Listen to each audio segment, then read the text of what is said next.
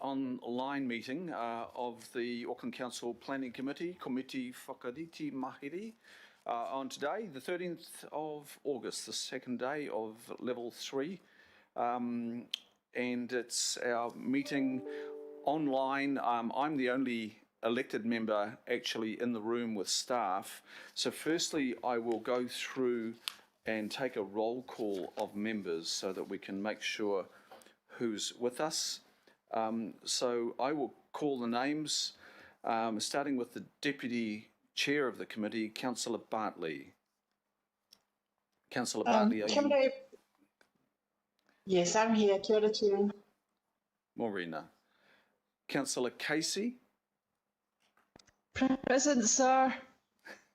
Thank you. Deputy Mayor Cashmore. Present, Mr. Chair. Councillor Collins. Councillor Collins, are you with us? I'll go to Councillor Coombe. Tēnā koe, Mr. Chair. Tēnā koe. Councillor Cooper. Councillor Cooper, are you there? Councillor Dalton, please. Present. Good morning. Councillor Filipaina. Councillor Filipaina, are you with us?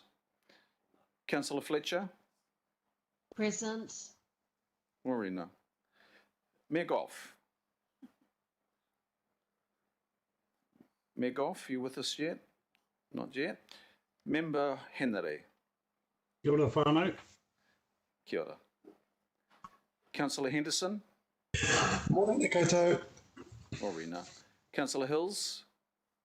Morena, and I see that Councillor Collins is here too. Okay, I'll just go back to Councillor Collins. Morena, Councillor Collins. Kia ora, Chair. Sorry, I was taking a minute to find the mute button again. Chris, Phil Goff here too. Sorry, I've just come in, but I'll be in and out today with a range of other things that I have to deal with. Understandable, absolutely, Mr. Mayor. Thank you. And Councillor Mulholland. Good morning, Chair. Morena. Councillor Newman. Good morning, Chris. Morena. And Member Namani. Can't hear anything at this stage. Member Namani. Member Namani, are you with us? And Councillor Sayers. Yeah, good morning, present. Thank you. Good morning, Councillor Sayers. And Councillor Simpson. Yes, I'm here. Thank you. Thank you. Councillor Stewart. Yes, good morning. Thank you. Good morning. Councillor Walker. Now, I think Councillor Walker's having some audio problems, so we'll have staff check on that. Councillor Watson. Good morning. Good morning. And Councillor Young. Good morning, Chair. 大家早. Good morning. And that's our complement members. So I will, at this stage, we're not sure about the apologies. I'll just take some guidance here. Look, yeah, technically we don't have any apologies, and I think some might be joining us. So under item 2, members, are there any declarations of interest on any of the topics before us today, including the confidential topic that we'll discuss towards the end of the meeting? There being none, I'll go to the confirmation of the minutes. Deputy Chair, would you like to move receipt or confirmation of the minutes of the 2nd of July? Yes, I so move. Thank you, Chair. Can I have a second, please? I'll second then. Yes, Paul Young. Yes. Sorry, Councillor Young, I'll take your second. So it's moved by Councillor Bartley, seconded by Councillor Young. All those in favour say aye. Aye. Aye. Contrary, no. Thank you. Carried. Members, today we'll just take it on voices, and if you can signal if you do require a division, you could message the staff or just orally let me know if you are wanting a division or a record of a dissenting vote. But we'll take it on voices in the first instance today. Go to number 4, there's no petitions, which takes us to public input. I've had 2 requests for public input One I've declined, and that is from Mr. Ben Ross. Mr. Ross was wanting to discuss the place of, or the hierarchy of centres in the Auckland plan in light of some private plan changes that members will be aware of that have been accepted for processing in the Drury area. I've had a discussion via staff with Mr. Ross and recommended that it is better that he represents his view when a submission might be before us for those plan changes. But we also need to be mindful of ensuring that the integrity of the council position is maintained. So Mr. Ross will come and visit us at the more appropriate time. The second request is from Lucille Rutherford of Ngāti Tamaoho Trust to discuss rainwater tanks, which is on the agenda today. And I think Lucy has managed to download Skype for Business, and she is with us. Lucy, are you with us now? Kia ora. Yes, I am. Thank you. Kia ora, Lucy. Well, I'll hand to you, and thank you for being with us. And I'll allow you now to proceed with your presentation. Oh, kia ora. That's great. I did manage to download the app. I've been with Ngāti Tamaoho for 10 years now, and I work in the resource management field. I work on the ground and in policy area. The reason I wanted to come here and talk to you today was we all know about Auckland's water crises. Apologies for the background noise, I've got a puppy.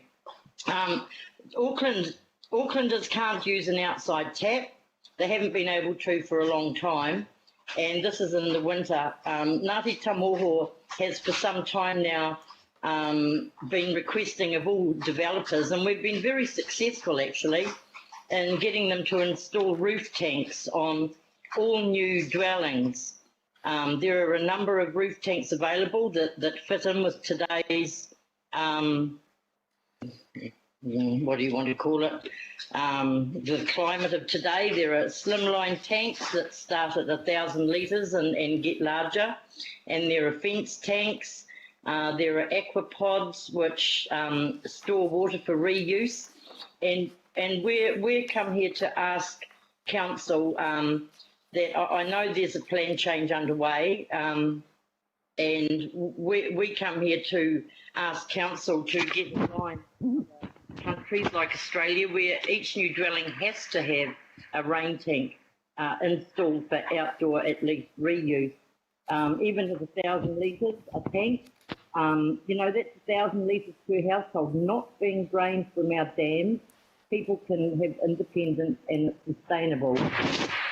The other matter I wanted to talk to you about was to require all water takes from our aquifers to install a meter.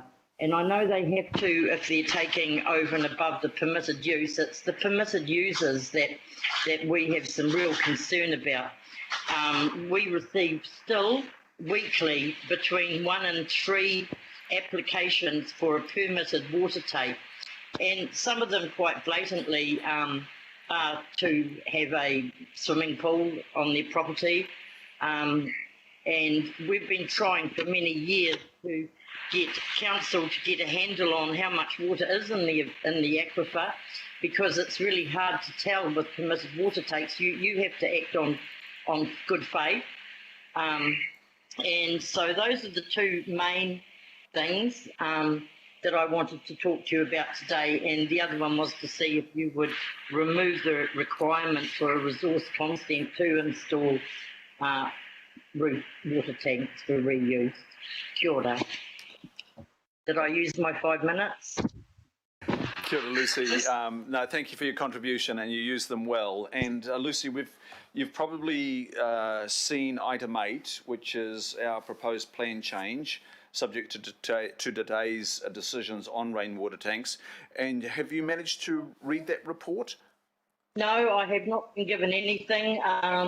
I'm only can see what's on my screen right now. I'm not aware because we haven't, due to COVID and ups and downs.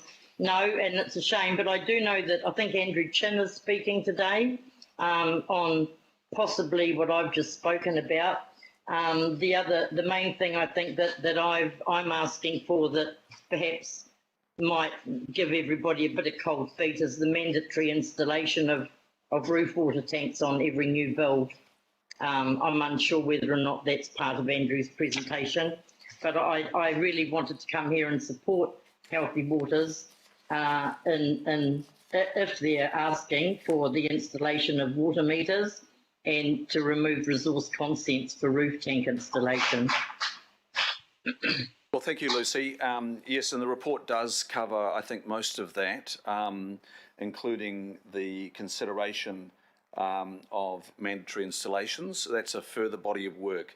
But I invite you to just have a look at the agenda, which is a public document online right now, and it's item 8.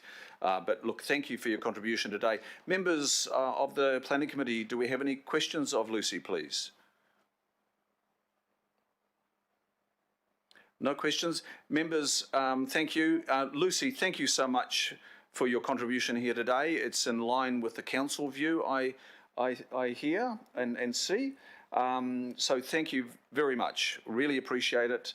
And it's a positive contribution that you've made here today.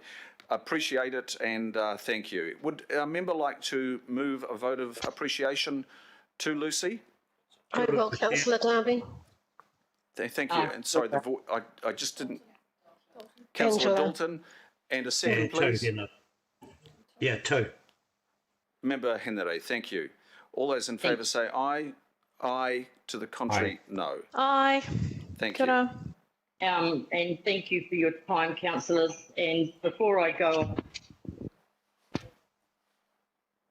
on whenua, they all tautoko'd my coming here. They all supported me to come here and say this, and had the town hall been open, there would have been a whole heap of us. Kia ora. Fantastic. Great to hear. Thank you. Kia ora, Lucy. Kia ora. So members, we'll now proceed, and I'll just, I forgot to welcome members of the public that might be viewing this meeting through streaming, and I needed to also, so welcome to the members of the public.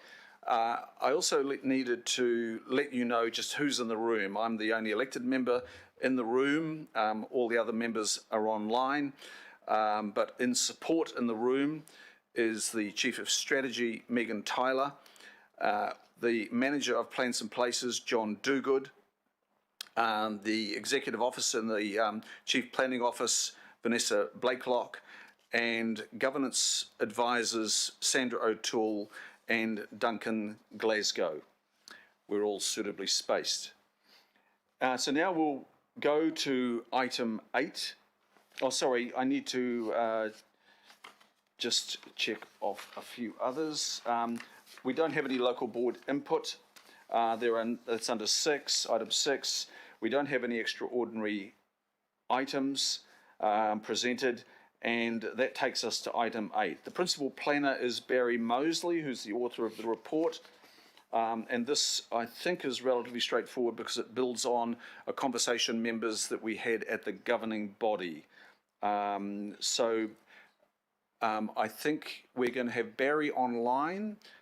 We've also got the Manager of Plans and Places, John Dogood, who's also the authoriser of this report in the room. Barry, can I hand to you now, please?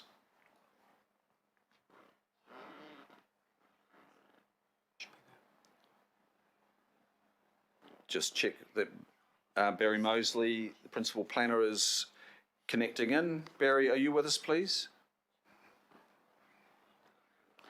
If Barry's not there, we have Phil Reid on standby, hopefully, with his Skype ready to go. Phil, are you there? Phil Reid, are you with us, Phil? Can you hear me, Chris?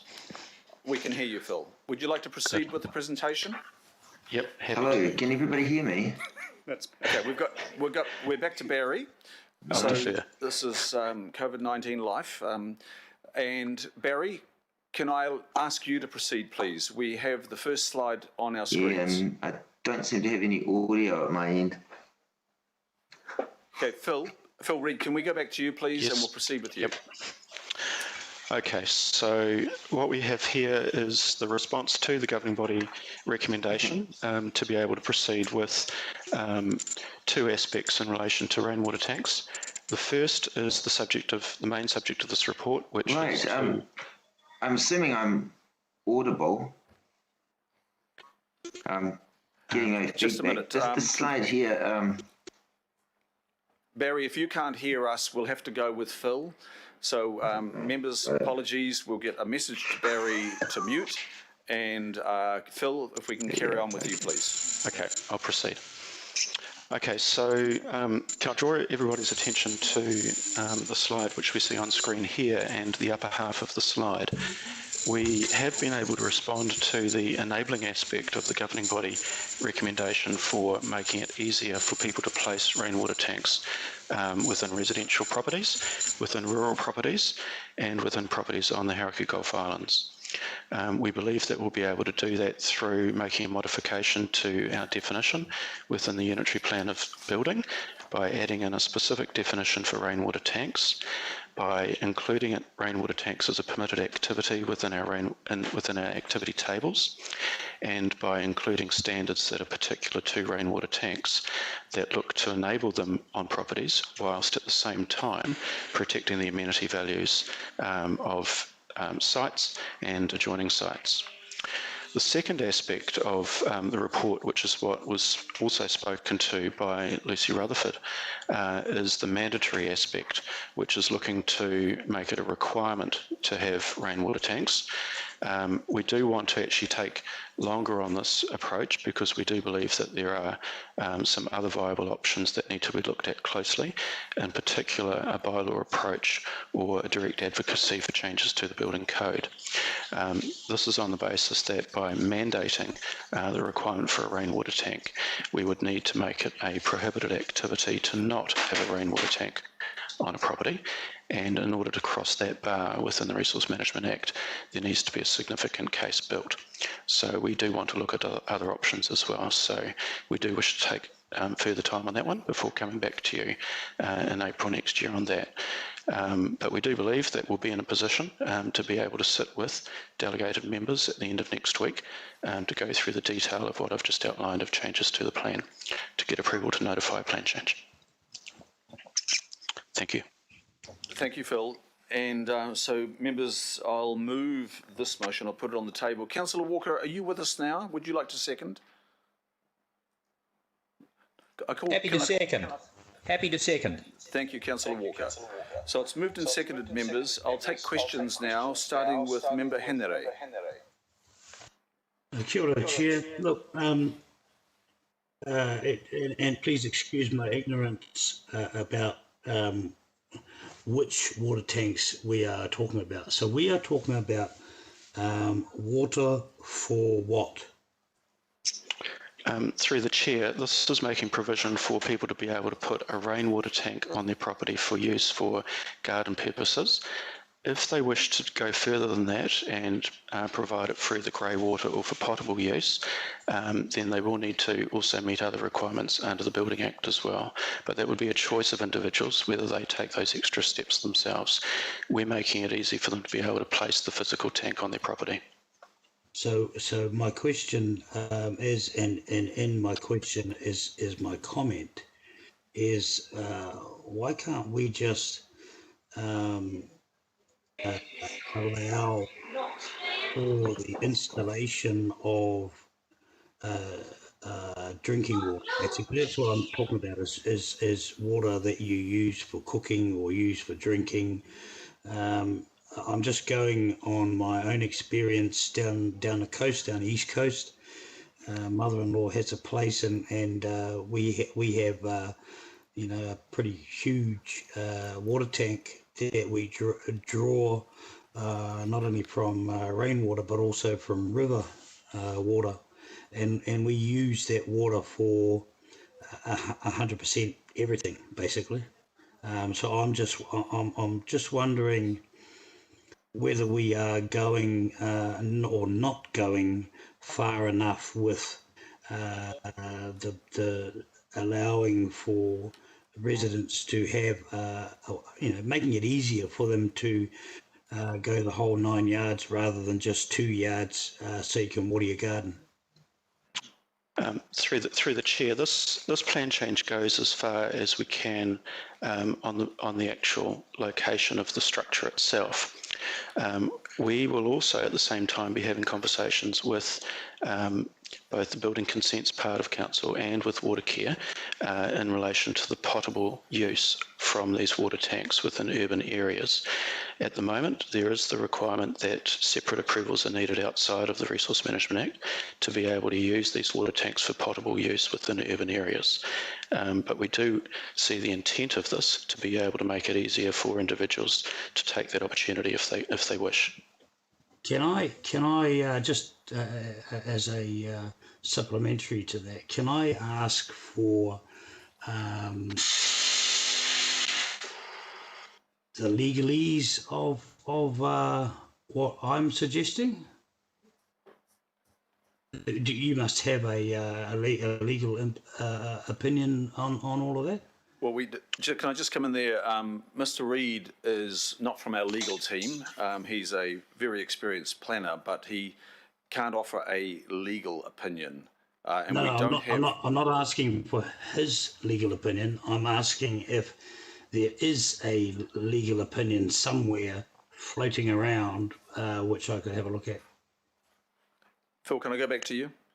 Yes, I mean we can search for whether there is an existing one, but I think that what is being requested here is a set out of what the law says for whether individuals in an urban area wish to use a rainwater tank just for garden purposes, or if they want to step it up and use it for grey water purposes, or if they want to step it up again and use it for potable purposes. So we could provide a piece of legal advice on what the law says for those three instances. Yeah, that'll do. Thank you. Thank you, Member Henry. Councillor Walker, you have a question? Councillor Walker, are you with us for a question, please? Sure. So my question goes to how this particular piece of work fits with a water conservation campaign, because quite obviously it is not going to deliver for quite some time. And if we are serious about water tanks, there is the possibility of a rebate on the part of Watercare to encourage people to install water tanks in other areas, but also other means of encouraging water tanks, which frankly we haven't done very well right now. And if you actually look at Watercare's website, it's and their advice, it's somewhat negative about the installation of water tanks. So as much and all as I support this, we need a more comprehensive approach around water tanks.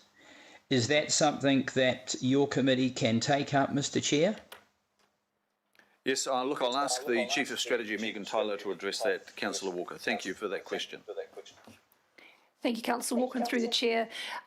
There has been a number of conversations about this over the last months, and this committee and governing body were very clear that they wanted Auckland Council and Watercare communications teams in particular to work really closely together around campaigns in these very areas.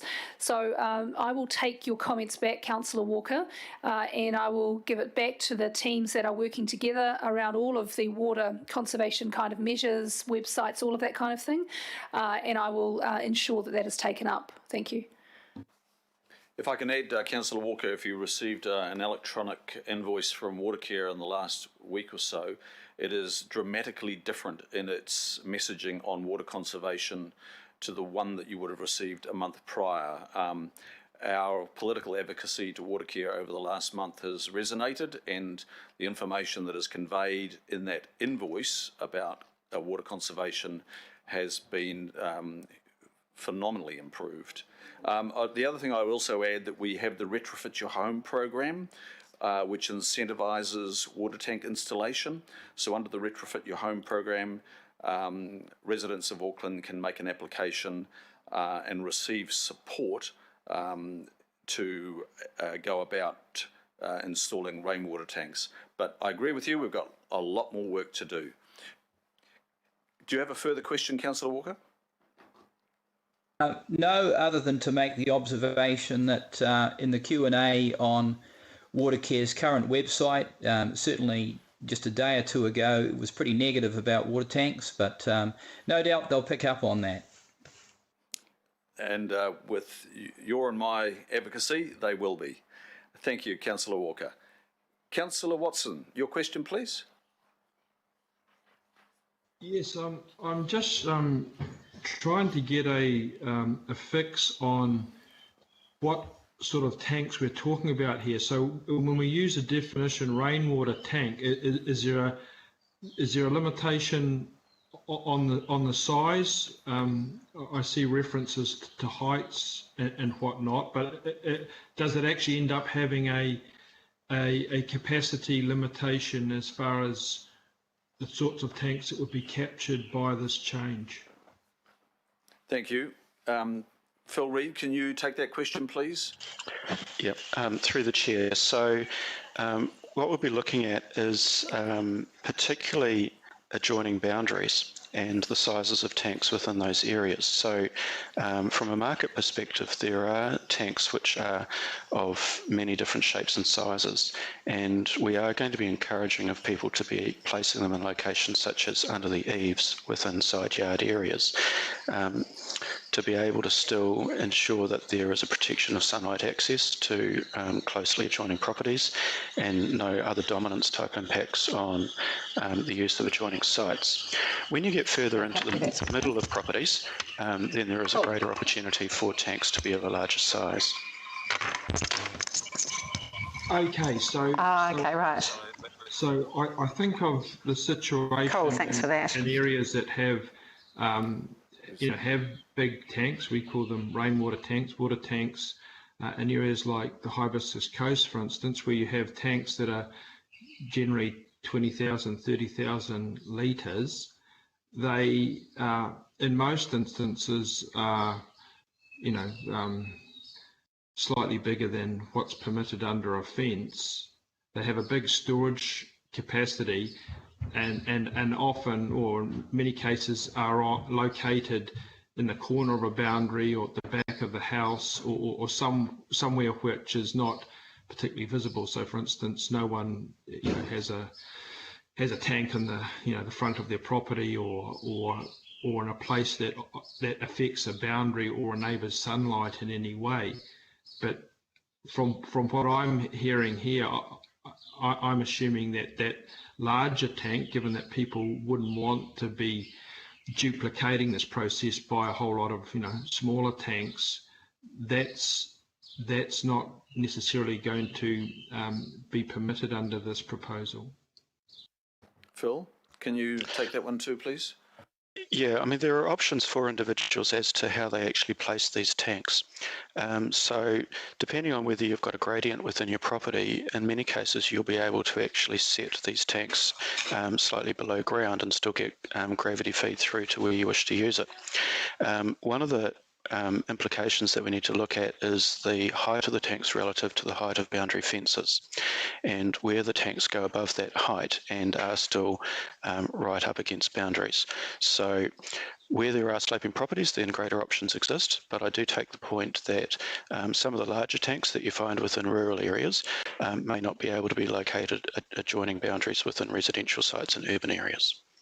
So, Mr. Chair, if I might make a comment in light of that information, it's pretty clear to me that the public perception of what's being proposed is maybe different than what the actual reality is on the ground. So, for instance, in areas where there are currently water tanks, when we talk about water tanks, we're talking about a 20,000 or 30,000 litre tank. That's kind of standard. What we're talking about here, in most cases, it would seem to be is tanks of a significantly smaller capacity. So I think there is going to be a real need to educate what is and what isn't encapsulated in this proposal. And alternatively, and I think one of the other councillors referred to it, in any campaign, the ability to go beyond that and what that involves, because the notion that, oh, okay, council's allowing water tanks, without any, of the restrictions that have existed up to now, it could be a little bit misleading. So there is quite a degree of detail and circumstances altering cases here that I think need to be explained more clearly than has been the case thus far. Thank you, Councillor Watson, and I think that's fair comment. We are endeavouring to remove the unnecessary restrictions. We're not suggesting that we're removing all restrictions, because we could be compromising residential amenity values in doing so. And that's highlighted in the report, that the staff will be looking at the baseline amenity values that people in Auckland expect to endure. And I think the staff will be looking at a range of tanks. It is from the micro tanks to the macro tanks, from residential to rural. So they will be looking at all of that, and we'll be talking to our local boards in that respect, getting good input there, and then we'll be proceeding with the notification under delegation. The motion has to myself and the Deputy Chair and a member of the Independent Māori Statutory Board. But good points that you make, I'm sure will get picked up, but we are definitely moving in the direction of taking away the unnecessary restrictions on the back of already incentivising rainwater tank installations by reducing the necessary expenditure that was in place before. Now, I have got another question from Councillor Hills, please.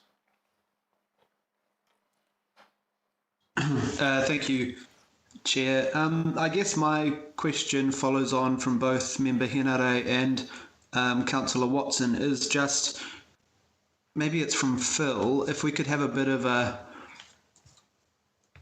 just a definition of exactly what this would allow, because it is a bit confusing, because I thought we were going to go further, as Member Henare says, but then we are told the Building Act is not, we can't change the laws from our side of things, but we can already put tanks of up to 35,000 litres without a consent, as long as it's supported directly by the ground, for watering the garden or washing a car.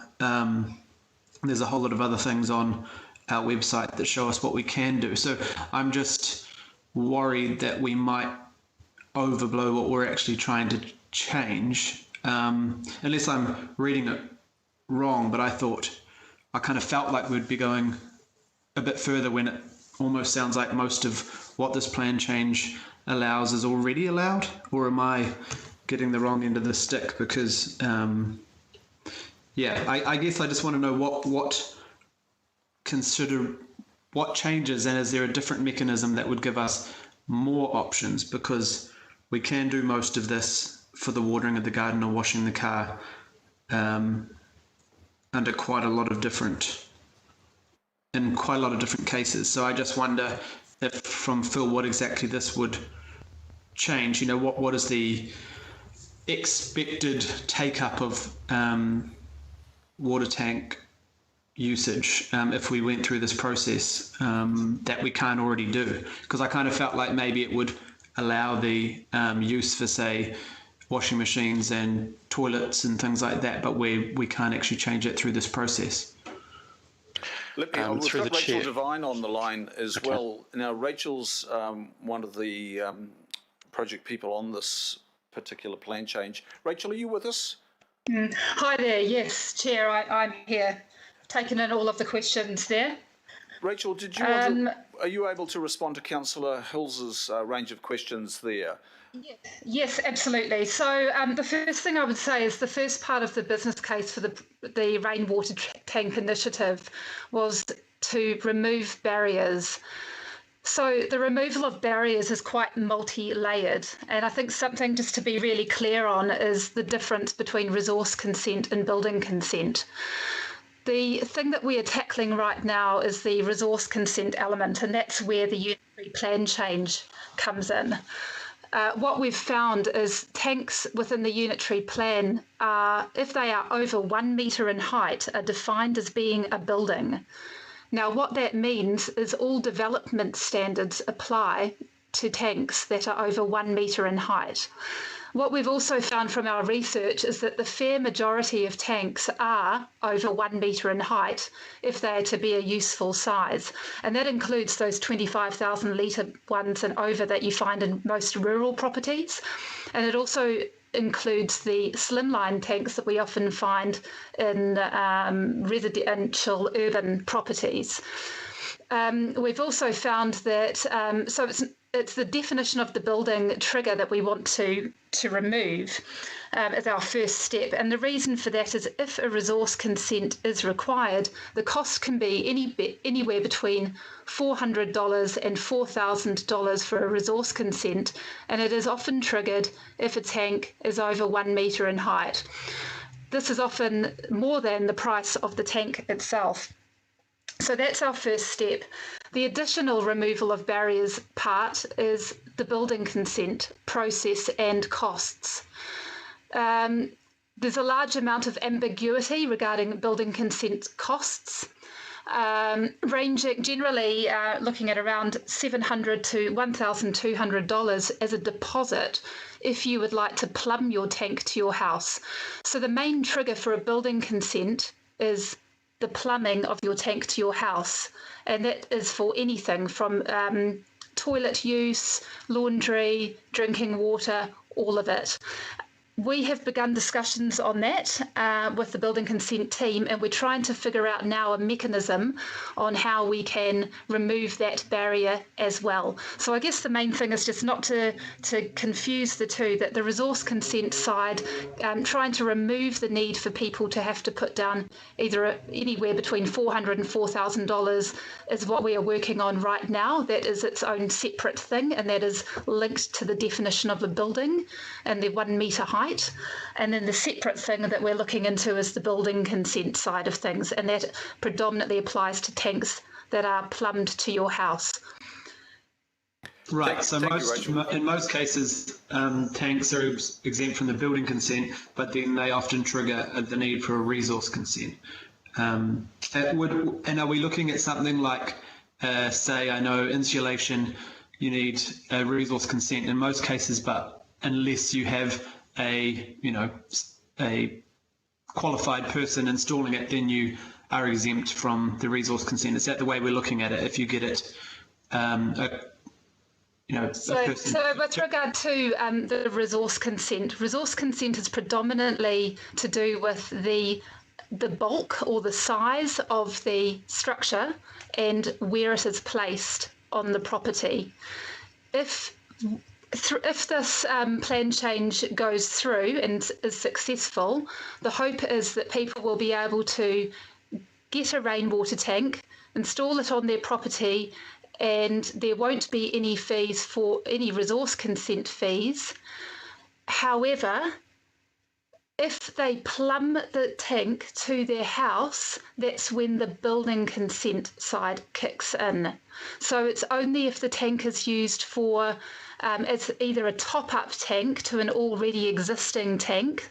For example, rural properties may want an existing tank, top-up tank, which is already plumbed, so they wouldn't need a building consent. Or for urban properties that are looking at outdoor use only. Yeah. So I guess the thing to make really clear here is amending the unitary plan will not impact the building consent requirements. That's another area that we need to sort out, and it hasn't been done yet. Oh, that's okay. And I guess my point was just in parallel, is there a way that is it up to us, or is that a government issue where we would get as long as you have a certified person plumbing it in, then you'd be exempt, much like we do with insulation. You need a resource consent if you do it yourself, but if you get a certified person to do it, you don't need Is that the sort of direction we're going, or that we haven't gone that far? At the moment, we're exploring all of the different options. So there's a large, one of the barriers that we're coming up against is the Health and Safety Act and the Health Act and the issue of backflow. So we need to make sure that we're not compromising health and that we monitor how installations are done, especially where tanks are set up at a property that is also connected to the mains network, because if there's a situation where it isn't done properly and backflow happens, it can contaminate the water mains network. Yes. So it needs to be done right, and it needs to be, the boxes need to be ticked. It's not quite like resource consent, where it's really just about where your tank is placed, and we see that as a very straightforward thing to amend. But the Building Act, we need to make sure we're ticking all the boxes and we get it right, and that we aren't going to be negatively making decisions that might impact on public health if they're not done right. Cool, thank you very much. And just my last comment, Chair, I guess if we can make sure, and I'm sure you will be, the comms from you, that it's clear exactly what, in layman's terms, exactly what people are expecting through this, and that work is being done on the other part, because I assume people, through this process will be hooray, and then realise that actually plumbing that in is a whole nother part of the ball game. So I understand where we're at now, but I just want to make sure that we're not giving people sort of false, not false, but an expectation that they're going to be able to suddenly get next summer have their tanks plumbed in where that process is separate. But thank you. I think that's I note, Councillor, that is a very good point that you make, and I think we need to make sure we get that comms very clear, because it is confusing, the difference between resource consent and building consent and what requirements are, and we definitely don't want to mislead people into thinking that Christmas has come early when it's only a Christmas cracker and nothing's in it. We need to set the scene well and communicate clearly. So we're working with comms on that right now, actually. We have an engagement plan on Have Your Say that will be launched probably around the 27th of August. We're working on the content for that, but take on board all comments. Thank you. Thank you for your explanation, Rachel. So, members, this is multifaceted, really. It's a little bit complex. And some good points have been made from the water conservation message of Councillor Walker through to some clarification on what are we doing in the building consent area as well. So today's paper is focused on removing the unnecessary restrictions in the resource consent area, and there is parallel work that will continue to happen, as Rachel has just outlined. Now I'll take a question from Councillor Newman, please. Yes.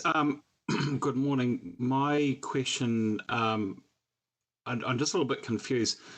So I read the paper with respect to the benefits of the rainwater tanks and the ability to install a rainwater tank without the need to get the resource consent.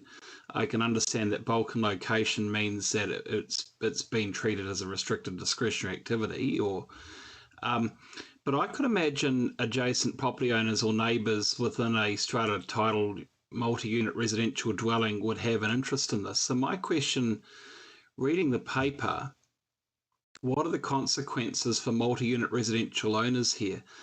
For example, does this mean that I could get a tank installed, or does this mean that I could deny my neighbour the ability to install a tank based on bulk and location concerns in a strata title property arrangement, irrespective of the change? Because it seems to me that the change here really only works for fee simple single house zone locations, and that's not where the unitary plan is trying to go in terms of intensification of Auckland. I mean, can you comment on that? Because I just, in terraced housing and apartment settings, I'm not quite sure where you could put these tanks, and I'm not quite sure what agreement you'd need to get from the neighbours, but I'd assume you'd need to get some sort of agreement from the neighbours, irrespective of what this plan change would allow. Phil, are you best placed to respond to Councillor Newman on that? Yes, I can answer that one. So through the chair, the unitary plan does not cut across and change any existing private requirements that exist under the Property Law Act for the use of common areas or body corporate agreements or other arrangements that are in place where there is common ownership. So those obligations would still remain for everybody. You are correct that yes, in a straight fee simple situation, this plan change would enable for people to be able to place these structures in locations that they currently may not be able to. But it will not override any obligations where there are other property law related restrictions that exist on the property, such as if you are on a cross lease and you are placing it within a common area, or if you are on a cross lease and you need your flats plan updated. So those requirements would still sit with people. Well, okay. Well, thank you. I mean, it's probably more of a comment than a question now. I think that that adds another dimension to this, because whilst I can see the benefit of this and I'll certainly vote for it, it would be very important to clarify that this doesn't cut across our Property Law Act obligations, and that therefore there is a big group of people in Auckland who won't necessarily enjoy the benefit of this because they live in a cross-lease arrangement, and where they can expect that they would need to get the agreement of the other property owners within the complex, and they're unlikely to. So I do think that we'll need to just reflect a caveat around that as part of any communication. Yeah, and that would not be dissimilar to many other land use activities that those joint owners want to achieve for themselves. Yes, they need to come to agreement, but I think the benefit for wider Auckland is going to be tremendous from this change. Councillor Cooper, please. Councillor Cooper, are you with us? Now, are there any other questions, members? I might just give a pause waiting for Councillor Cooper to come back on. Otherwise, I'll just go to the motion. It's moved and seconded. Look, I want to thank the staff for progressing this quite quickly. We've got considerable work to do, though. As I mentioned, it is complex. We're working on a number of fronts to take away various barriers. This is the resource consenting barrier, and when I hear from Rachel that people are paying an unnecessary $400 to $4,000 of their money, more than the value of the tank, to install rainwater tanks, you get to realise the absurdity of it. So this is a step to take away those barriers. Hello. Is that Councillor Cooper? It is. Sorry, that the phone, when you're on the phone, it keeps getting muted for some reason. Look, I'm sorry, I'm flying blind here. I've got no internet at home at all, and so I can't see the reports or anything. But and it may have been asked in a roundabout way, or it's in the report. And I know this will all get teased out in the plan change, but my concern is that, as we know, often you can get overflow in tanks, and how does that get assessed if people just put a tank in and then there's overflows and it's flowing over overland flow paths into other people's properties or somewhere it shouldn't be? Is that one of the things that'll be considered? Because we already get issues with people's stormwater going onto other people's properties, but if you had an overflowing large tank doing that. Phil, Hi, can I through the ask you to chair, address this is... that? Phil? Oh, sorry, Rachel. Rachel, are you best placed for that? I can step in here, Chair, briefly, and Phil, perhaps you'd like to step in if I haven't covered off. Through the Chair, answer to that question is one of the elements that we are looking to put into this proposed plan change is a rule around measures must be implemented to ensure that any discharge of water beyond the boundary of the site from the rainwater tank overflow pipes is avoided or limited as such that it does not cause any nuisance to neighbours. Great. That's good. But what I'm saying is how does that then, if you don't need a resource consent and it's just a given, how does somebody check that without charging people? Because that would be a cost, right? That's what I'm trying to understand.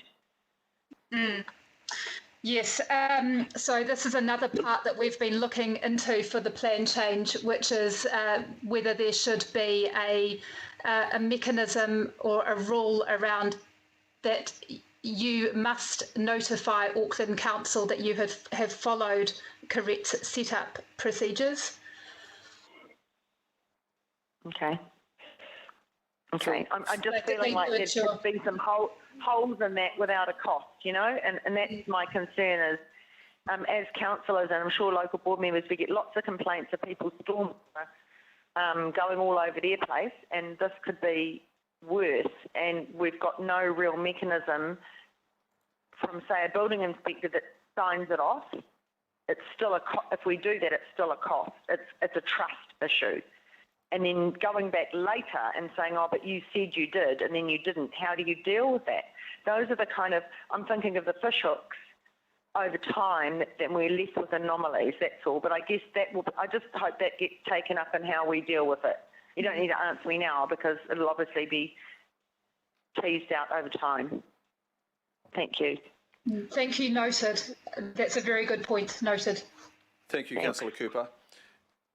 Mayor, do you have a question or comment, Mayor? Yeah, a couple of questions, if I can, Mr. Chair, and I'm sorry if these have been covered before. I've had a couple of phone calls in between.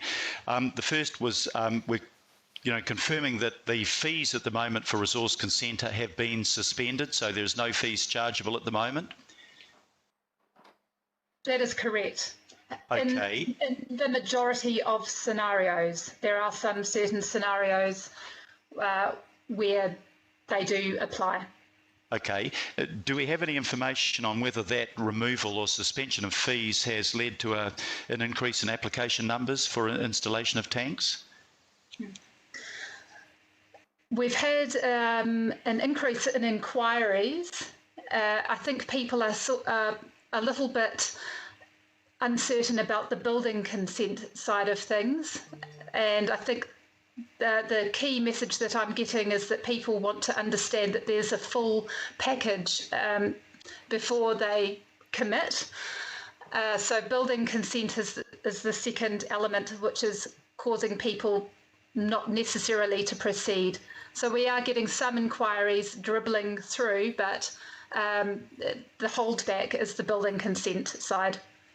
My second question is about requirements for urban areas. I've got tanks, all of which I've installed myself. I'm just wondering whether I've done it legally. Are we required to have building consents or resource consents to install in rural areas? First question through the chair in relation to do we need a resource consent to install in rural areas? It will depend on where the tank is placed and the size of the tank. So that comes back to the 1 metre definition rule, and then consequently where it is positioned on the property, whether it would need a resource consent or not. And then the second question in relation to building consent. A building consent is always required if the tank is plumbed to the house. Always. And a building consent is also required if it is on a stand, if it is on a supporting structure which is over a certain height. And I won't go into the detail of that. It's sort of a complicated mathematical equation, building consent equation. Okay, my suspicion is that most people in rural areas aren't aware of the requirement even to have a resource consent to put a tank in or to add a tank to what they've already got. I certainly wasn't aware of that. My last question is about retention tanks that are required in a number of areas that don't that aren't being used for outdoor use because they don't have a tap involved. To change a retention tank to one that you can use on your garden, what does that require in terms of consents? And I presume it does require some plumbing so that you've got a turn off tap so it doesn't just automatically drain into your stormwater. Through the chair, I can answer that question. So we have two different types of tanks. We have detention, just for background for everyone, we have detention tanks which detain water and slowly release it back to the stormwater system. So these are a stormwater management device. And then we have retention tanks which retain water for household use. And then we can get tanks that are a combination, dual tanks, which are a combination of retention and detention. A number of properties have installed detention tanks for stormwater use. And the question asked is around whether these detention tanks can be converted to be used for outdoor use or other reuse purposes. Yep, that's correct. The answer is yes. The detention tanks can be converted into being used for outdoor use. However, a lot of it depends on where they are placed and their setup. So if they, for example, are buried under the ground, the costs of reconfiguring the tank to a reuse tank could become very high because excavation would be required and new valves would be required, and the positioning of the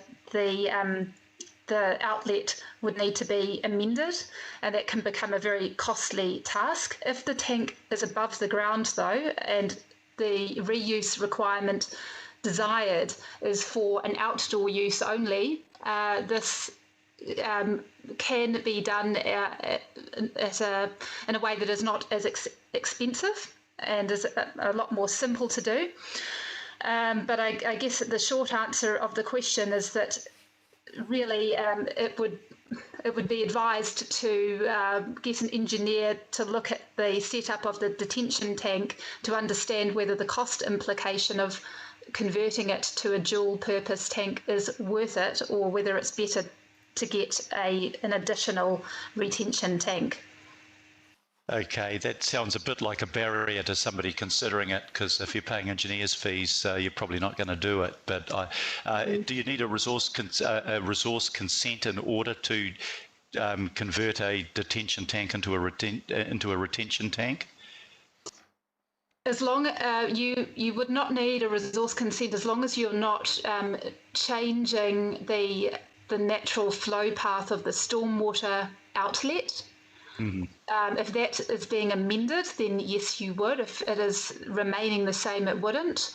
And if the tank is going to remain in the same place, then from a location perspective, it is fine. There wouldn't be a resource consent required. If the tank is the water is only going to be used for outdoor use and not plumbed to the house, no building consent would be needed either. Okay, thank you. Thank you, Mayor. Are there any other questions, members? Then I think we'll go to the vote. I think most things have been said. Thanks to the staff for looking at this and looking at it promptly, giving it priority.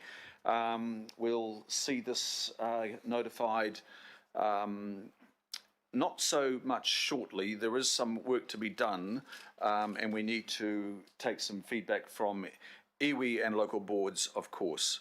So, members, I think we've covered the ground well. It's moved and seconded. All those in favour say aye. Aye. Aye. Aye. Contrary, no. And I'll declare that carried unanimously. Thank you, members. And thank you to the staff. Thank you to Barry Mosley, who wrote the report but unfortunately couldn't get online, and Phil Reid, who managed to support us here today, and Rachel Devine. Now we'll go to item 9. And item 9 is to make operative Plan Change 7. That's some additions to the Historic Heritage Schedule. And for this, I've got Emma Rush. Emma, are you with us now, Emma? Good morning. Yes, I'm here. Can you hear me? Yes, we can hear you. Great. This report relates to Plan Change 7, which added some significant historic heritage places to the unitary plan. Most of this plan change is already operative. There were 2 appeals on the plan change which have since been withdrawn. So this report is seeking the approval of the committee to make those parts of the plan change operative. Thank you, Emma. Very straightforward, I think, members. There were 2 appeals and both have been withdrawn, so we're proceeding. Can I have a mover, please? I'll move then. Do I have a second? Oh, yeah. Councillor Young, thank you. So I'll move Councillor Darby, myself, and Councillor Young. Are there any questions, please, members? Then I'll put it to the vote. All those in favour say aye. Aye. Aye. Contrary, no. Declare that carried. Thank you, Emma.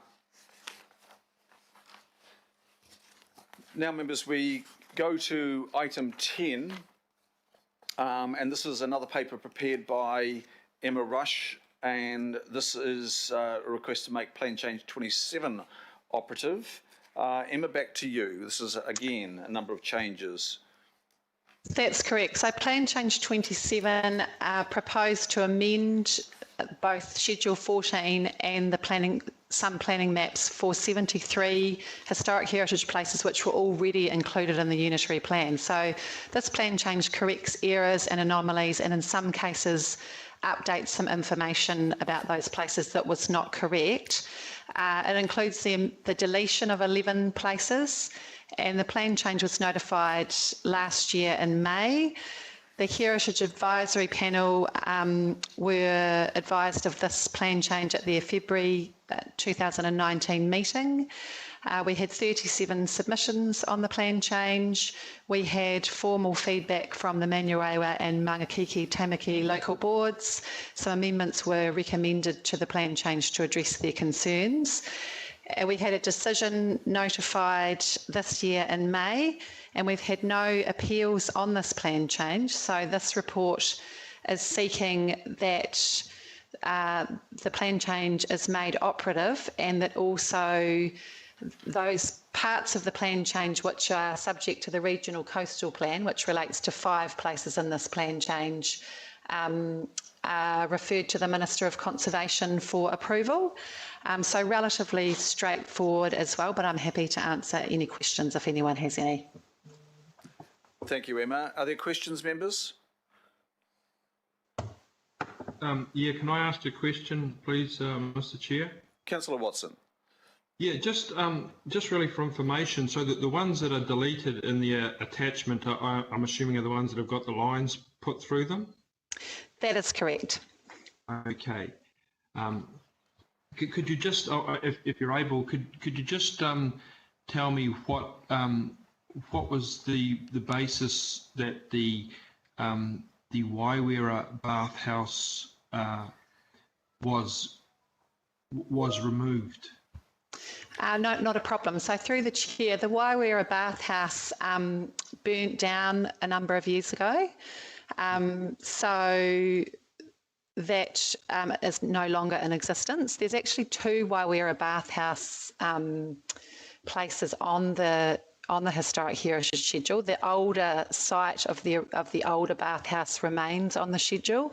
So this one related to the bathhouse that burnt down, and a resource consent was sought a number of years ago to demolish the remaining burnt structure. That has since gone. So this plan change removes the overlay from that particular site. Okay, so is this the site you're talking about? Is that the one that was also the subject of the slip in the far corner of that site, so that was basically level, but it was subject to a slip. So that's the one you're talking about here? I believe so. So the one that remains on the schedule is near the coast. It's partly within the coastal marine environment. So this was the one sort of at the back of Waiwera. It had I think it was the 1970s or 1950s bathhouse, and it had been burnt and was quite derelict and in disrepair for some time before that. Yeah, I've got it. Okay, thank you. Thank you, Councillor Watson. Thank you, Emma. Are there other questions, members? Well, look, I think it's moved and seconded. Want to acknowledge the 3. Oh, sorry. Do I have a mover, please? Yes, you have a mover, Councillor Mulholland. Councillor Mulholland, thank you. And a second, please. Councillor Dalton. Vessel. Thank you, Councillor Dalton, I heard first there. We've had good submissions from 3 iwi authorities, 2 local boards, Manurewa and Maungakiekia Tāmaki, and the Heritage Advisory Panel. This is the end of a lengthy process, and so I will put it to the vote. All those in favour say aye. Aye. Aye. Aye. To the contrary, no. Declare that carried. Thank you, Emma, and thank you, members. I declare that passed, and we'll now move to item 11. So Leanne Lucas is the principal planner for this item, and it's a request to make plan change 33 operative. This is a private plan change 33 is in the Remuera area. Councillor Simpson, would you like to move this? No, Councillor Sorry, just finding my mute button. Yeah, sorry. You open too many things and you've got to go back and find the right button. I wouldn't mind moving it, but I've got a question, if I may, okay, through you, Mr. Chair. I'll just take your move. Do I have a second, please? Okay, I'll second. And Councillor Simpson, your question, please. So my question, which would help just me knowing before I actually formally move, is that what were the key stakeholders that were advised of the private plan change? I noticed that there were no submissions. What key stakeholders were advised? Through you, Mr. Chair. The key stakeholders were the statutory required stakeholders, so definitely the local board, the mana whenua, the affected properties around it. Yeah. And the school? The school, as in Dilworth School. As in the Hobson Middle School, which is based there? Oh, yes, definitely. They were definitely advised. All right, good. That's it. That's what I was just checking. Thank you. Okay, thank you. And I note the local board wasn't opposed to the plan change, and it did make the submission. But thank you for that engagement there, Leanne. Other questions, members? There being none, Councillor Simpson has moved it. I have seconded it. All those in favour say aye. Aye. Aye. Aye. And to the contrary, no. Declare that carried. Thank you, members. Thank you, Leanne. Now we go to item 12. I'll ask John Duguid, General Manager of Plans and Places, to address this item.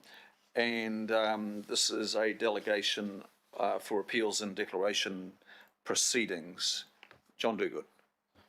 Thank you, Mr. Chair. Good morning, members of the committee. So this report relates to situations where we have an urgent matter before the Environment Court on a unitary plan matter where we need to confirm the council's position, and we're seeking that in that situation, rather than come back to the full planning committee, we have a delegated group of members, the chair, deputy chair and a member of the IMSB, that staff can go to confirm whether the council is prepared to change its position.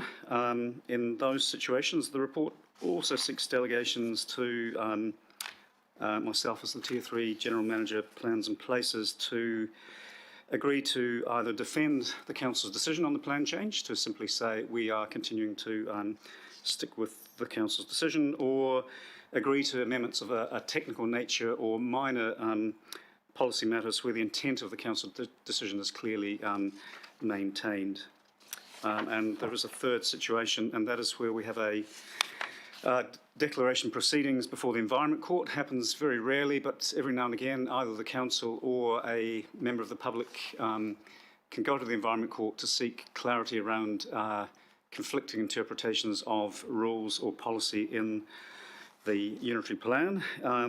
Those tend to be very legal arguments. Sometimes some planning affidavits go into the court to assist with that process. So in that situation, we are seeking that is delegated again to the Tier 3 General Manager to confirm the Council's position in response to any declaration and proceedings.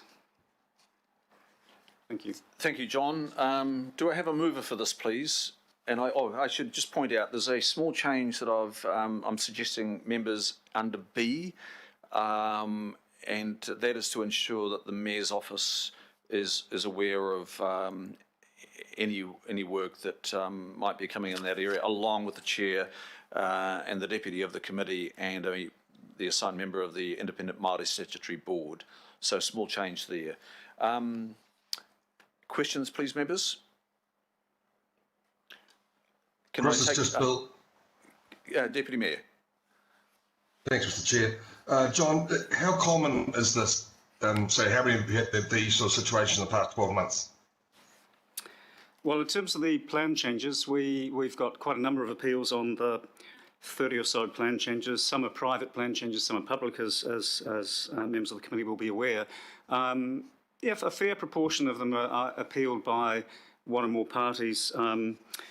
In terms of the urgency, yeah, that's happened a small number of times. It's not a regular occurrence. Usually we can come to planning committee if we need direction. And on technical issues, you know, that pops up from time to time. But it's, how frequently, you know, maybe we might be seeking in the order of half a dozen to a dozen urgent decisions in any given year. And technical changes, it might be half a dozen to a dozen as well.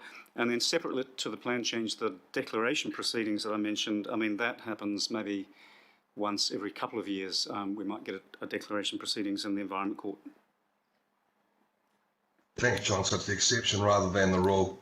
And would these decisions be referred back, although the event was referred back to the planning committee as in the noted decision making? That's correct. Certainly in terms of any decisions of substance made by the Chair, Deputy Chair and member of the IMSB, minor technical changes to the drafting of rules in the plan or provisions, we're not proposing that they would be reported back at this in the recommendations here, but certainly any decisions of substance made by the delegated members of the committee, we would do a report back to the committee on those decisions. That's correct. Thanks, John. I'm comfortable with it. It's great. Deputy Mayor, would you like to move? Happy to do so, Chris.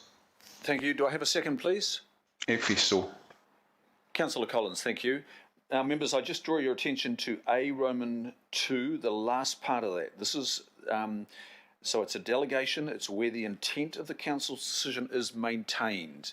So there's no suggestion that the staff are receiving a delegation to operate outside of the intention of the position of the council. So that, I stress, declarations I think is straightforward, and then we've got the delegated authority to the Chair and Deputy Chair and the Independent Māori Statutory Board. So I have a mover and a seconder. Are there any other questions, members? Yes, Chair. Member, hand that over. I'm going to vote no on this because after what I've heard, there's actually no dying need for us to do this, and I'm scared that we're getting into a fix it when it doesn't really need fixing. That's all I'll say. Kia ora. Member, I can say that there's been some situations where the turnaround time required for the court is very, very tight, and our staff do need to make decisions on behalf of the council quite quickly. But I'll go to John Duguid again to address your concern. It's a valid concern. It's good to hear it. There's no need to. I mean, I've heard what has been said. That's all. That's cool. There's no need for me to take up any more time. Look, I'm happy for it to be addressed, though. I think it is, and you've raised the question, and I think it's important that yourself and other members get to hear the response from the General Manager, Plans and Places. John, would you address just some examples where we've been given very short turnaround times? Well, through the Chair, it's really paragraph 4 in the report explains the types of situations. We might be given a date for mediation, and only 2 weeks' notice of that mediation taking place. It's expected by the Environment Court that council turns up at the mediation able to agree to a change. So given the 4 weeks between planning committee meetings, if we get 2 weeks' notice from the Environment Court of a mediation, and that does happen, we're in a bit of a tricky situation. It's not a good look to turn up to the Environment Court without the ability to make a change. So that's the mediation. But then when you're gearing up for a hearing in the Environment Court, often at the very last minute, one of the parties will say, okay, we've got an alternative way of settling this, what do you think? And often it's a good, sensible way of avoiding a full-blown Environment Court hearing.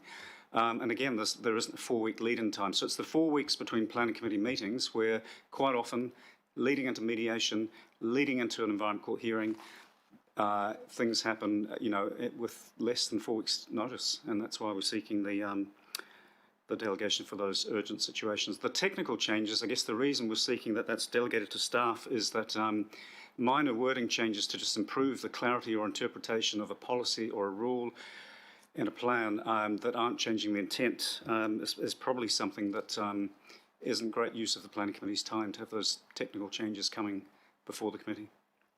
So how many times in the last 12 months have we been faced with either of those scenarios? Probably in the order of half a dozen. In the last year? Yeah. But we're getting more and more... Six times. No, we're not getting more and more. Oh, how can you say that when we've only had 6 in the last 12 months? Well, through the chair, there is an increase in the number of private plan changes being lodged with the council. So we are receiving more and more private plan changes, some of which are appealed. So we do see an increase in that number of situations where this might arise. As of late last year, Member Henare, the moratorium on private plan changes came off. So we are now seeing a number of private plan changes come in as provided for under the Resource Management Act. We better put it back on then. We're not in a position to be able to do that. That's cool. Thank you for the test. Members, are there final questions? There being none, I'll put that to the vote. It's moved by the Deputy Mayor, seconded by Councillor Collins. All those in favour say aye. Aye. Aye. To the contrary, no. No. And declare that carried. And Member Henare, I've got a note here to record your position, your vote. Yes, please. Thank you very much. And thanks for your question. Thank you. That takes us to item 13. And Anna Jennings is the principal advisor that is the author of this report. And this is the establishment of delegations to treat with the Fast Track Consenting Act as it is now. Was Bill, now Act. Anna, are you with us, please? Not yet. Can I have a mover for this, please? Happy to move, Chair. Sorry, and the voice belongs to? Oh, sorry, Councillor Mulholland. Councillor Mulholland, thank you. Do I have a second, please? Yeah, Cashmore. Deputy Mayor, thank you. So it's moved by Councillor Mulholland, seconded by Deputy Mayor Cashmore. I'll just check again whether Anna Jennings is with us now. John Dogood, are you able to support this item, please, for us? Thank you, Chair. So it is another situation where we are seeking delegation to confirm the Council's position. So as you may recall, with the COVID-19 Fast Track Consenting Bill, which is now an Act, there are two key situations where the Council is able to become involved. The first one is when someone applies to the Minister for the Environment to go through the fast track process. Council and iwi are able to provide feedback to the Minister, and that's, I think there's a 10 working day time frame for that feedback to go into the Minister for the Environment. So that's the first situation. If a proposal is approved to go through the fast track legislation, which the primary benefit of that for a developer or infrastructure provider or anyone else is that it limits the opportunity for appeals to the Environment Court. So that's the key element of the fast tracking, or one of the key elements. So at that second stage, again, the Council and iwi authorities are invited to provide comment or feedback that then goes off to an expert panel to make a decision on either a resource consent or a notice of requirement under the Resource Management Act. So given the tight timeframes that the government has confirmed through this Act, we did seek increased timeframes, but the government hasn't agreed to the increased timeframes that we sought in general. So yeah, it is very fast tracked, generally 10 working days. Very difficult to get something to the Planning Committee in that time frame. But just as a bit of context, resource consent applications and notices of requirement don't come through the Planning Committee for a council position in the normal course of events. But what we are suggesting here is that the Chair and the Deputy Chair of the Planning Committee, a member of the IMSB from memory, and the Ward Councillor will be advised of any significant proposals that come through this process to enable staff to include feedback from those members and also the relevant local board in preparing the council's position. So just in summary, we're seeking delegation to staff to deal with all aspects of this legislation, but recommendation A, Roman numeral 2 in particular, is a red flag process identified in the report, where if something is likely to be contentious or have potential for significant environmental impacts, we would, upon receipt of information from the Environmental Protection Authority, advise the Chair, Deputy Chair, member of the IMSB, Ward Councillor and local board as soon as possible, and seek their input as part of the Council's feedback to the Minister in the first instance and into the expert panels. Thank you, John. Now, we do have Anna online now. We've also got Ian Smallburn available. And I'm not sure how much of John's presentation there that you managed to pick up, but do you have anything to add? Sorry, apologies, Chair. If I can jump in, there's one. The other member is the Chair of the Regulatory Committee. So my apologies. Oh, yes. Much of what we would like to see here is in the resource consent regulatory space as opposed to the plan making or notice of requirement space. So it's the Chair of the Planning Committee, Chair of Regulatory, member of the IMSB and relevant Ward Councillor, not Deputy Chair of Planning. Apologies to Councillor Cooper for that. Kia ora, Chris, Councillor Darby. Sorry, I was having some audio issues, so I did miss some of what John ran through. It's Anna here. I did have a change from the Mayor's office, a recommended change to the wording in A. I just wanted to run through that.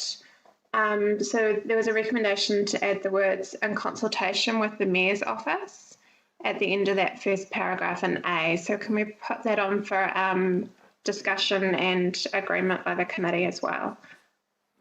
That's right. That similar amendment was on an earlier motion. So we'll just make sure that's in place. And members, if I can just alert you, so to speak, to paragraph 15 with the red flag system that is clearly outlined there. That is an important section.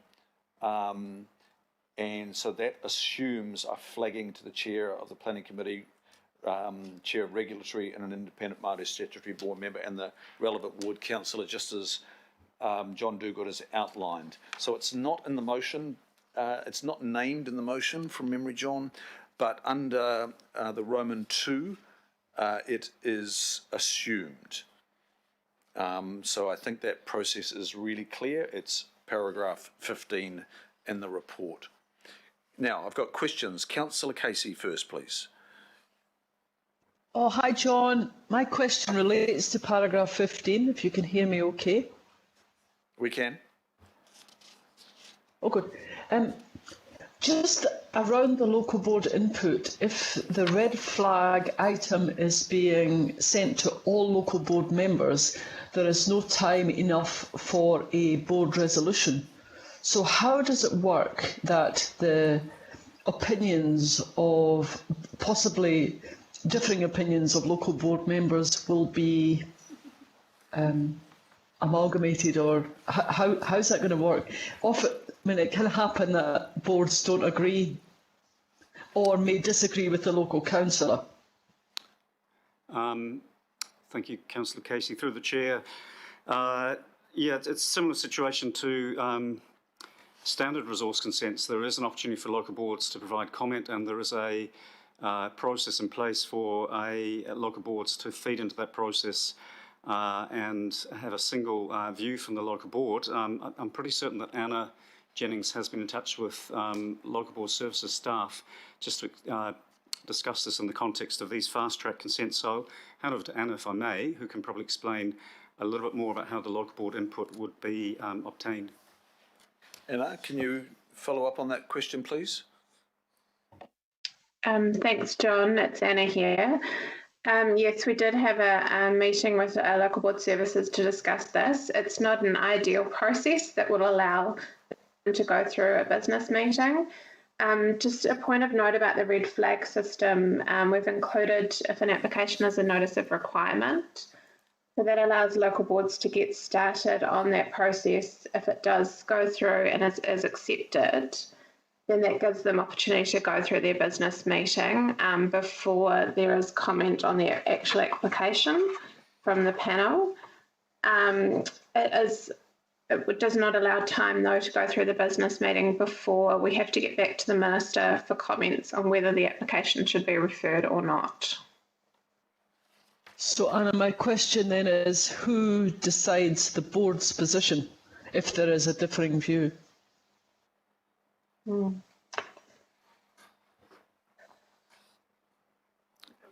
Anna, you are able to answer that.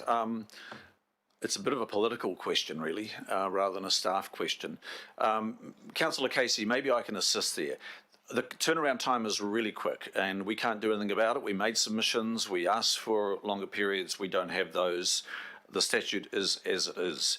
So we are going to just have to do our best with our local boards, and they're going to be, in some ways, a collection of informal views collated to represent the board view if there is a single view, but the board view with its dissent if there's contrary views. And I'm sure the staff will do their very best to represent those views.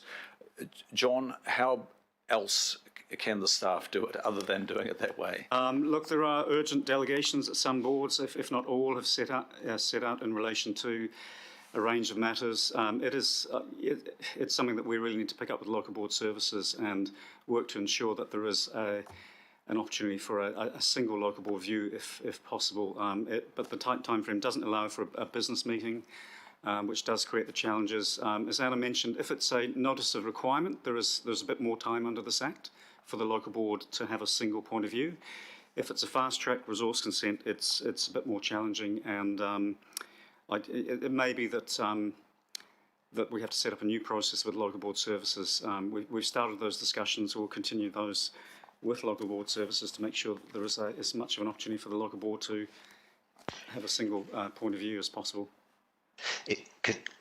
It's Ian Smallburn here. If I may add some comments, Mr. Chair, for resource consents, we do have a delegated person for local boards, and when sending through information to the local boards, that delegated board member provides comments back to resource consent. So we'll be using that as an existing process. I think it would be potentially more challenging with the notice of requirement where a business meeting and an item needs to be discussed in more detail. Thank you, Ian.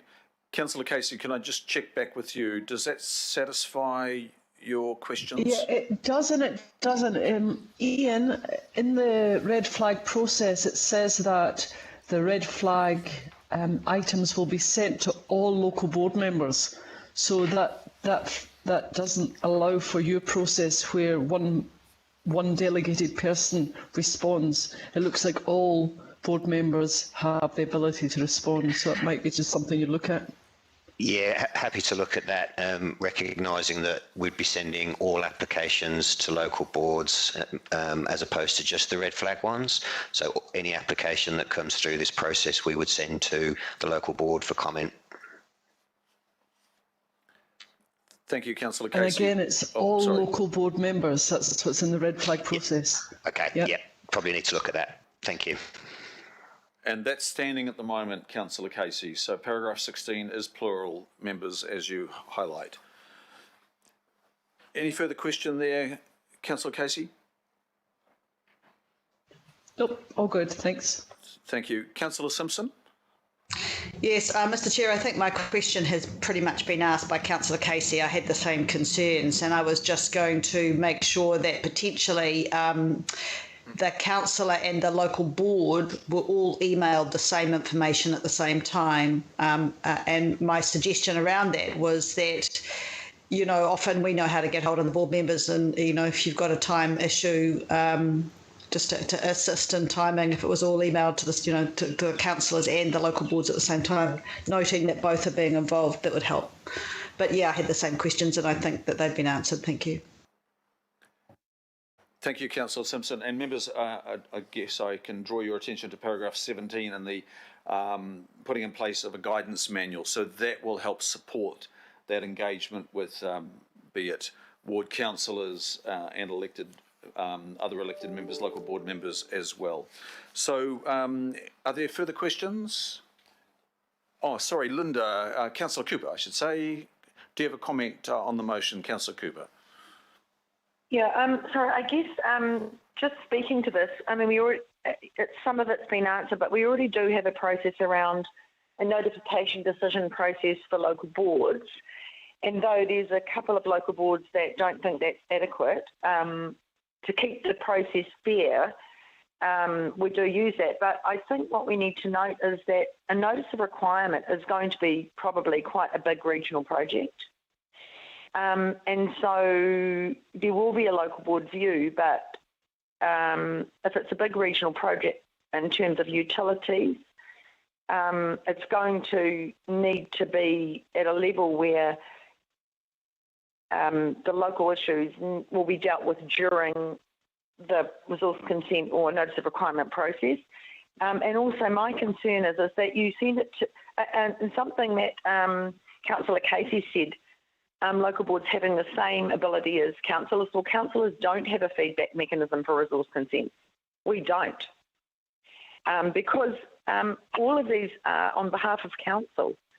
Most of them, the council is looking at them. So the local board feedback is kind of a courtesy thing, really, because when we have to think about these bigger applications, our feedback needs to be on behalf of the council, a bit like the unitary plan stuff where we had a council view and the local board views were put in there as well.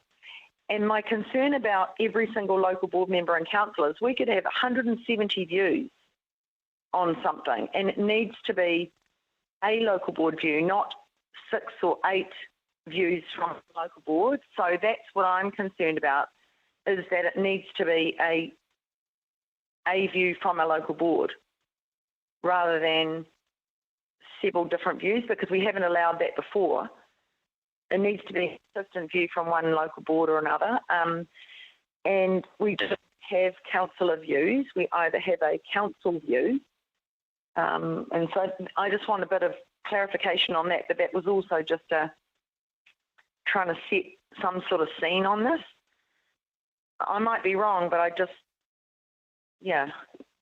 can I just have some clarification on that? I'll go to John Dogood, Councillor Cooper. Thank you, Councillor Cooper. I guess what we're asking you to resolve today is to endorse a red flag process. So it's delegations to staff subject to compliance with this red flag process, which is set out in paragraphs 15 through to 17. And when we talk about involving the chair of the Planning Committee, chair of regulatory, member of the Independent Māori Statutory Board, relevant ward councillor, and then we do say all members of the relevant local board, they will be sent, we're proposing that they are sent a copy of the application. But it does go on to say local board feedback will be included as part of the council's comments. So I guess that's not individual local board members' feedback, that's feedback from the local board. Yeah, thank you. So we do have to work through with local board services that process. As you mentioned, there is already a process in place. Is that fit for purpose here to actually have a single local board view as opposed to multiple? But we are providing all local board members the opportunity to at least give staff a perspective, but that wouldn't necessarily be the one that's proposed to be put forward to the Minister for the Environment or to these expert panels. It would be a single local board view that we're suggesting here under paragraph Thank 16. you. Yep. Sorry, I just don't have any internet. So that's why I can't see the report. That's Thank okay. you. Look, thanks for the questions, Councillor Cooper, and thanks for bringing your wealth of knowledge from that area, the regulatory area, to the debate. And I think, councillors, the guidance manual, I think as that is worked up, I think it can be informed by some of the conversations that we've had here today. Thank you, Councillor Cooper. There are no further questions being notified to me, members. I'll just pause at that. Are there any other questions? No. So the motion is moved by Councillor Mulholland and seconded by Deputy Mayor Cashmore. I'll put that to the vote. Are there any further comments? Sorry. No further comments either. I'll put it to the vote then. All those in favour say aye. Aye. Aye. Aye. To the contrary, no. Declare that carried. Thank you, members. We'll now go to item 14, and I'll move the motions on the screen. There's just a slight amendment to take into account the CCO review work that we'll be discussing over the next week or so, or probably the next weeks and months. And just to create an avenue there for an adjustment in the work program following any decisions we might be making at governing body regarding the CCO review panel's report and recommendations. So I will move that at the outset. Deputy Chair Bartley, would you like to second, please? Thank you, Chair. Happy to second. Thank you. And I will hand to the Chief of Strategy, Megan Tyler. Thank you, Mr. Chair. Yes, this really is, it is an approving recommendation to the work program as it stands, and as the Chair has kind of front-footed there, there will be no doubt some changes coming in the coming weeks and months, both through the CCO review, but also as we move through into long-term plan kind of conversations, understanding about, financial positions and COVID and all of these things. So I guess what we're saying as staff is that we are clear with our key parameters of what we do, but we are also open to change. But we will also be saying if you require additional work to be done, we will sometimes have to have a conversation with you about, well, what doesn't get done, because there will be resourcing implications, no doubt, in some cases. So we'll keep working this as a live document. And at this stage, we're asking for your approval, and we'll continue to work on the nuances of it in the coming weeks and months. Thank you, Megan. Look, I think I've just spotted something. I think we need, after the word thereafter, at least every 6 months. Otherwise, we're boxed into not being able to change the work program until that 6 months is up. Can I just check with you, Megan, on that? That's fine, Mr. Chair. And that allows us to be nimble. Are there any questions, members? I think this is relatively straightforward. Therefore, it is moved and seconded. All those in favour say aye. Aye. Aye. Aye. Contrary, no. Declare that carried. Thank you, members. And we'll now go to item 15, which is procedural. I'll move accordingly. The motion on the screen. Deputy Chair Bartley, would you second, please? Yes, happy to second, Chair. Thank you. And I'm sure members have taken the opportunity, if they had questions, to place questions prior to the meeting. All those in favour say aye. Aye. Aye. Aye. Contrary, no. Declare that carried. Thank you, members. There's no extraordinary business under 16, which, members, draws us to the close of the open part of the meeting. So I need to move the procedural motion. Would somebody like to move the procedural motion under 17, please? Happy to move. Andy, second. Bill. Now, was that Councillor Mulholland for the move? Councillor Fletcher. Sorry, Councillor Fletcher, and the Deputy Mayor Cashmore. Thank you. All those in favour say aye. Aye. Aye. Declare that carried. That was at least two of us. Thank you. And so we'll just take a 2-minute break, members, and then we'll come back in exactly 2 minutes for the confidential item.